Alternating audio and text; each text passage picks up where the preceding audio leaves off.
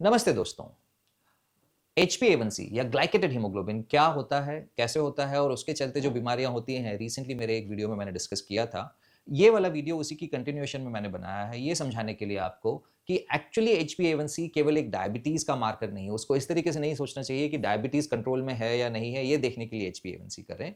आपने ये सोचना चाहिए कि HbA1c एक सरोगेट है या आपका एक इंडिकेटर है ये बताने के लिए कि जो भी लाइफस्टाइल रिलेटेड इश्यूज होते हैं, लाइफस्टाइल रिलेटेड डिसऑर्डर्स मतलब हाई बीपी, थायराइड की प्रॉब्लम्स, पीसीओडी की प्रॉब्लम, पैरालिसिस की प्रॉब्लम, डिमेंशिया, कैंसर, ये सारी चीजों को फ्यूचर में आने की पॉसिबिलिटी कैसी है, या फिर दूसरे तरीके से कहें कि अपना जीवन कितना लंबा होने वाला है, इस सब के लिए सबसे बड़ा इंडिकेटर है। तो इस टॉक के एंड में आपको इसके बारे में वैज्ञानिक साइंटिफिक तरीके से जो रीजन है क्यों मैं ऐसा कह रहा हूं समझाऊंगा। And if you are interested in this topic, ये पूरा वीडियो देखिएगा और शेयर भी कीजिएगा अपने फ्रेंड्स के साथ में। अगर ऑलरेडी आपने सब्सक्राइब नहीं किया है तो मेरे चैनल को सब्सक्राइब जरूर कीजिएगा। इस क्वालिटी की कंटेंट आपको सिंपल हिंदी भाषा में और कोई नहीं देने वाला है। शायद आप जानते हो, मैं डॉक्टर महेश वाधवानी हूँ। I am founder of a site called as www.cardiacsecondopinion.com। ये साइट बनाई ही इसीलिए गई है और उसी के साथ हमारा क्लिनिक जो golf course road Gurgaon phase 1 metro station के साथ में है, इसी पर्पज से बनाया गया है कि कोई भी प्रोसीजर करवाने से पहले अगर आपको सेकंड ओपिनियन लेनी हो, जो कि स्ट्रांगली रिकमेंडेड है, हार्ट का कोई भी इलेक्टिव प्रोसीजर करने से पहले या फिर ब्लड वेसल्स का कोई भी इलेक्टिव प्रोसीजर्स करने के पहले अगर आप सेकंड ओपिनियन लेते हो तो वो बहुत समझदारी की बात होती है। साथ ही साथ में I am head of the department for cardiothoracic and muscular surgery eight Fortis hospital in Manesar. HbA1c मतलब क्या? इट इज कि एवरेज ग्लूकोज जो हमारे सर्कुलेशन में दौड़ रहा है, ये एवरेज ग्लूकोज जो रिप्रेजेंट करता है कि हीमोग्लोबिन के अंदर जो हीम मॉलिक्यूल है, हीम इज द प्रोटीन, उस प्रोटीन के साथ में इरिवर्सिबली ये बाइंड कर जाता है। मतलब आप एक तरीके से समझें कि अगर आप HbA1c देख रहे हो तो जितना हीमोग्लोबिन का कंपोनेंट या जितना हीम का कंपोनेंट बाउंड फॉर्म में इसके साथ शुगर के साथ है, ग्लूकोज के साथ में है, वो आप मेजर कर रहे हो। तो अगर मैं कहूं आपका हीमोग्लोबिन 15 है और HbA1c है 6.5, तो you will be called as a diabetic. ये एक फ्रैक्शन है टोटल हीमोग्लोबिन का जो कि ग्लाइकेटेड फॉर्म में सर्कुलेशन में है। अब होता यह है कि हर शरीर में अपनी ही बॉडी 90 से 120 दिन में पूरा का पूरा हीमोग्लोबिन चेंज हो जाता है। मतलब एक रेड ब्लड सेल्स जो आज पैदा हुआ उसमें ग्लाइकेशन नहीं हुआ है, ये पूरा सर्कुलेशन में रहेगा 90 से 120 दिन। इसी दौरान जैसा भी आपका एवरेज शुगर होगा उतना अमाउंट में ग्लूकोज इससे चिपकता जाएगा। ये जो ग्लूकोज इससे चिपकेगा, इट इज इरिवर्सिबल प्रोसेस। अब जिस हीमोग्लोबिन पार्टिकल के साथ में ग्लूकोज चिपक गया है, ये परमानेंट है। जब तक अब ये आरबीसी खत्म नहीं होगा तब तक ये ग्लाइकेशन वाला हीमोग्लोबिन सर्कुलेशन में रहेगा, बाद में सर्कुलेशन से हटा दिया जाएगा। So it is a very reliable indicator for average blood sugar for that individual. ये जरूर हो सकता है कि जैसे मैंने एग्जांपल दिया था कि अगर आपका हीमोग्लोबिन 15 है तो 6.5 के HbA1c में आपको डायबिटिक बोला जाता है। पर यही अगर आपका नेचुरली हीमोग्लोबिन 11 रहता है तो फिर 6.5 की क्राइटेरिया आपके लिए सही नहीं, फिर आपके लिए क्राइटेरिया शायद 5.5 हो जाएगा, 5.25 हो जाएगा। उसके बारे में एक डायबिटोलॉजिस्ट शायद आपको ज्यादा अच्छे समझ रहे होते हैं कि उनके पास नोमोग्राम्स होते हैं कि हीमोग्लोबिन का कितना फ्रैक्शन, उसका फॉर्मूला होता है और उस फॉर्मूला के बेसिस पे आपको लेबल किया जाता है। तो आपके केस में आप डायबिटिक हो या नहीं हो, उसका importance fasting sugar, post prandial sugar जो खाने के बाद वाली शुगर होती है, और HbA1c तीनों देख के किया जाता है। अगर सिम्टम्स और हीमोग्लोबिन मैच नहीं करे तो HbA1c का लेवल आपको किस लेवल पे डायबिटिक कहा जाएगा, किस लेवल पे प्री डायबिटिक कहा जाएगा, वो आपके डायबिटोलॉजिस्ट ही डिसाइड करते हैं। तो जो हीमोग्लोबिन या हीम का मॉलिक्यूल पैदा होते समय, जैसे ही आरबीसी जो रेड ब्लड सेल पैदा हुआ, वो अब 90 से 100 दिन तक ऑन एन एवरेज रहने वाला है आपके सर्कुलेशन में। बट यदि उसकी लाइफ 150 होने वाली है या 60 ही होने वाली है तो उससे बहुत फर्क पड़ता है कि HbA1c कैसा है। तो ऐसी कंडीशंस जिसमें HbA1c फॉल्सली हाई रहता है, वो कंडीशंस हैं जब आपका आयरन की कमी हो। आयरन की कमी मतलब हीमोग्लोबिन अगर बन ही कम रहा हो, आयरन की कमी में भी ये प्रॉब्लम होती है। साथ ही में विटामिन B12 डिफिशियंसी या जो भी डिफिशियंसी वाले अनीमियाज होते हैं उसमें आपका हीमोग्लोबिन A1c आर्टिफिशियली ज्यादा दिखेगा। साथ ही साथ प्रेगनेंसी, प्रेगनेंसी के दौरान अगर आप पहले फर्स्ट 2 ट्राइमेस्टर प्रेगनेंसी में देखते हो तो हीमोग्लोबिन HbA1c ज्यादा दिख सकता है। ऐसी कंडीशन जिसमें कि अल्कोहल आप ज्यादा लेते हो तो अल्कोहल ज्यादा लेने वाले लोगों में भी HbA1c ज्यादा दिखेगा। किडनी की अगर कोई पुरानी बीमारी हो तो उसमें भी HbA1c ज्यादा दिखेगा आपको।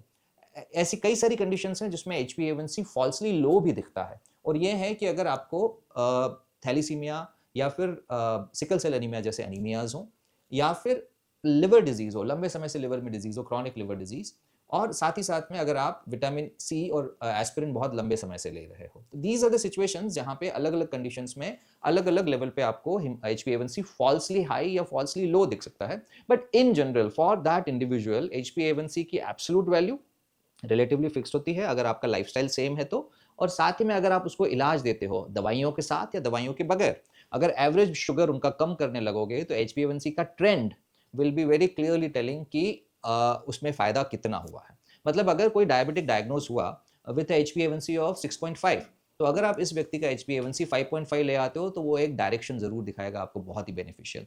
यही अगर HbA1c 10 था और 10 से आप 6 तक लेके आए हो तो वो भी बहुत बड़ी बात है। और इनफैक्ट आजकल की रिकमेंडेशन ये है कि ऐसी दवाइयां जिससे कि आप बगैर शुगर कम किए, लो शुगर के बगैर अगर आप HbA1c 6.5 तक ले आते हो तो it is considered as a good therapy.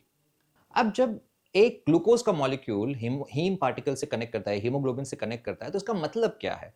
Physically it is covalently bonding and changing its quality. Yes, that is the point everybody has to understand.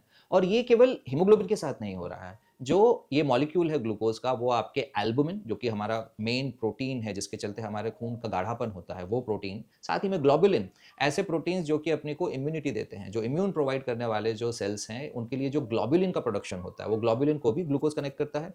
ऐसे ही हमारे लिपोप्रोटीन्स, वही पार्टिकल्स जो कोलेस्ट्रॉल को लेके घूम रहे हैं, जो हम बार बार हम बात करते हैं LDL, HDL, VLDL, ये सारे लिपोप्रोटीन्स हैं, इनके साथ भी ग्लूकोज कनेक्ट करता है।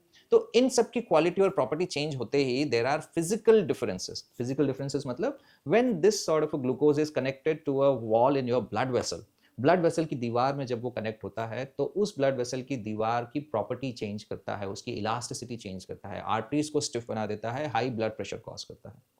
यही अगर जो मेम्ब्रेन है किडनी की, जिससे कि फिल्ट्रेशन होता है, तो नेफ्रॉन की मेम्ब्रेन से जब ग्लाइकेशन होता है तो किडनी के असर जो शुरू हो जाते हैं। तो ये ग्लूकोज आप नाप तो रहे हो HbA1c के तौर पे, पर यही ग्लूकोज जो कारण है प्रॉब्लम का, जिसमें कि ब्लड वेसल्स, किडनी, रेटिना जो हमारी आंखों की अंदर की परत है, सेंसरी परत है, रेटिना, ब्रेन, ब्रेन की जो और नर्व्स की जो शीथ होती है उसके साथ जब ये कनेक्ट करता है तो वहां पर प्रॉब्लम आती है। इसलिए डायबिटीज में नेफ्रोपैथी होती है, न्यूरोपैथी होती है।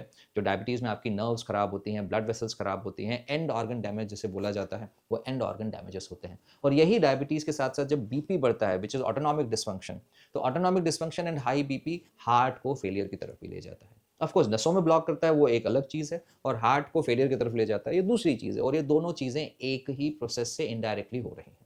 सो दैट्स व्हाई HbA1c को इतना लाइटली कभी भी नहीं लेना है। HbA1c जो भी है आपका आज, अगर उससे आप कम कर पाते हो तो every 1 gram dip in your HbA1c reduces you developing a lifestyle disease by 30%, 30%. So this is something scientifically proven कि every 1 gram percentage of reduction in HbA1c will decrease the chances of you developing a diabetic nephropathy, dementia, cancer risk by 30%। अब 30% बहुत बड़ा figure होता है, और इसीलिए हमने कहा था कि longevity, it is a surrogate for longevity. HbA1c is one of the most important markers also because actually बीमारी असर ही इसी तरीके से कर रही है by glycation। In fact advance glycation end process को लेके हमने एक और वीडियो बनाया हुआ है, आप चाहें तो वो देख सकते हैं। वो वीडियो बहुत चला नहीं था, बहुत लोगों ने देखा नहीं था, बट एजिंग में एडवांस ग्लाइकेशन एंड प्रोडक्ट्स का इंपॉर्टेंस बहुत जाता है, and HbA1c is one of those advance glycation end products. वैसे ही अगर हम एल्बुमिन से जब कनेक्ट करते हैं ग्लूकोज को तो उसको बोला जाता है फ्रुक्टोसामीन। तो fructosamine also in fact is a surrogate marker.